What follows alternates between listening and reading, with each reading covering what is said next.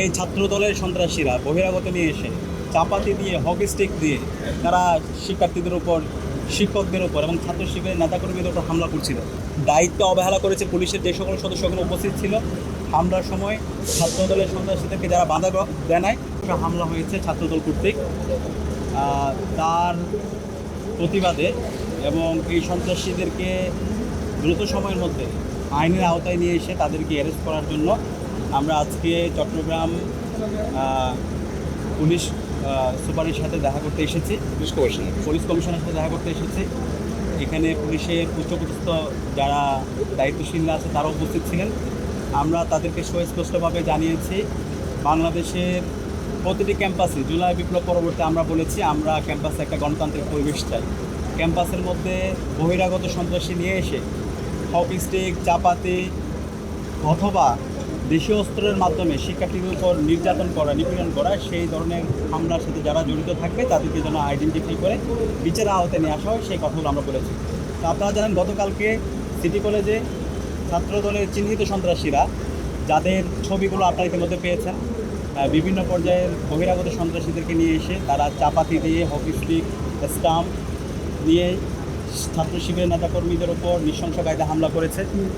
আমাদের প্রায় 30-এর অধিক নেতাকর্মীরা তারা আহত হয়েছে, শিক্ষকদের উপর হামলা হয়েছে এবং ওয়ার্ড সভাপতি শিবিরের আশরাফুল এখন সংকটাপন্ন অবস্থায় আছে। তার পায়ের গোড়ালি একদম চাপাতি দিয়ে মেরে পায়ের গোড়ালি বিচ্ছিন্ন করে দেওয়া হয়েছে এবং এখন আমরা তাকে ঢাকায় নেওয়ার জন্য প্রস্তুতি নিচ্ছি।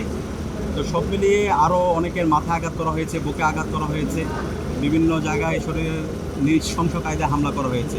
তো এই হামলার সাথে যারা জড়িত আছে আমরা সকল ফুটেজগুলো সংগ্রহ করেছি।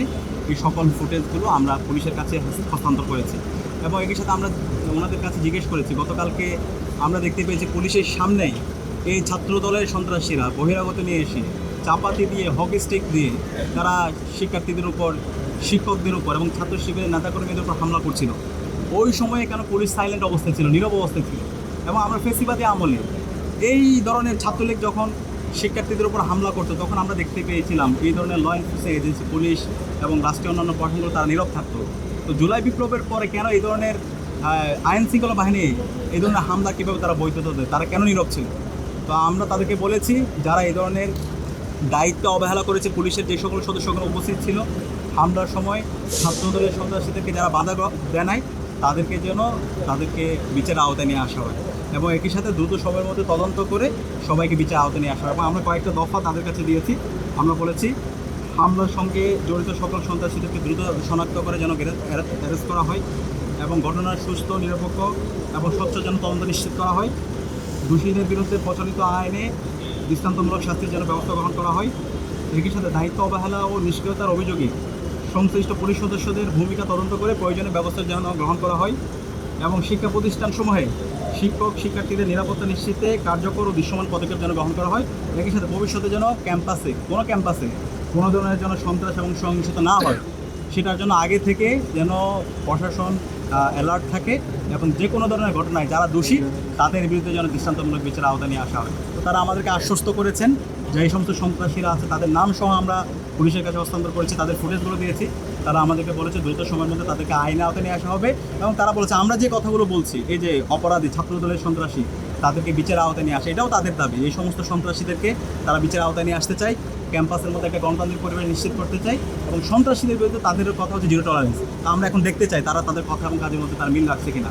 এই জায়গায় যদি ব্যর্থ ঘটে তাহলে আমরা মনে করব রাষ্ট্র এই ধরনের সহিংসতাকে তারা প্রশ্রয় দিচ্ছে।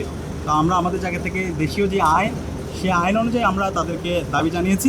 একই সাথে আমাদের যে ভিকটিম যারা আহত হয়েছে তারা এই সন্ত্রাসীদের বিরুদ্ধে মামলা করবে, সেই মামলার প্রস্তুতি আমাদের চলছে এবং সেই মামলার ক্ষেত্রে আমরা তাদেরকে অনুরোধ করেছি তারা যেন তাদের জায়গা থেকে আমাদেরকে সহায়তা করে এবং অপরাধীদেরকে দ্রুত সময়ের মধ্যে অ্যারেস্ট করে।